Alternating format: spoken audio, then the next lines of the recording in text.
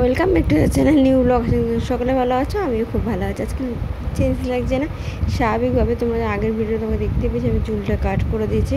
তো তার জন্য আর এই ভিডিওটা তোমরা অবশ্যই আজকে পেয়ে যাবে, মানে যেদিন ভিডিওটা পোস্ট হবে সেদিন পাবে।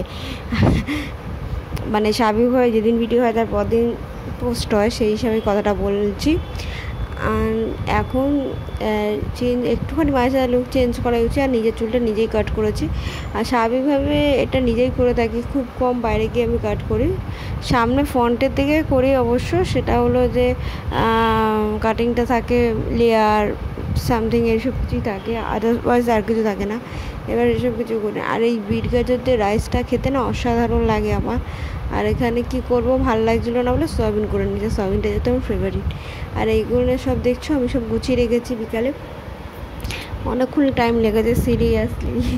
ওই এই ভিডিওটা অন করে যদি আমি এই কাজগুলো করতাম না, মানে মিনিমাম এই ভিডিওটা আর 2-3 মিনিটে থাকতো না, মিনিমাম আধা ঘন্টার একটা ভিডিও হয়ে যেত। তো যাই হোক, তোমাদের সাথে বাকি জিনিসগুলো আমি শেয়ারও করে দেবো।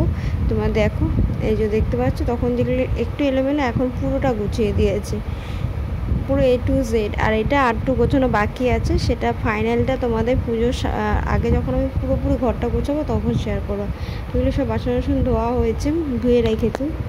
রাতে রান্না করার চাপটা একটু কম, শুধু রুটি করলেই হয়ে যাবে, কারণ আমার যেটা ছিল সেটাই আমি খেয়ে নেবো। কেন ওই রাইসটা খেতে অসাধারণ লাগে, শুধু একটু নুন মিষ্টি কম হয়েছিল সিরিয়াসলি, জানি না কেন, বাট হয়েছিল। মায়ের সাথে তো হয়ে যায়, তো আমি একটু নুন মিষ্টিতে ভালো করে ফ্রাই করে নিয়েছি, অসাধারণ লাগছিল।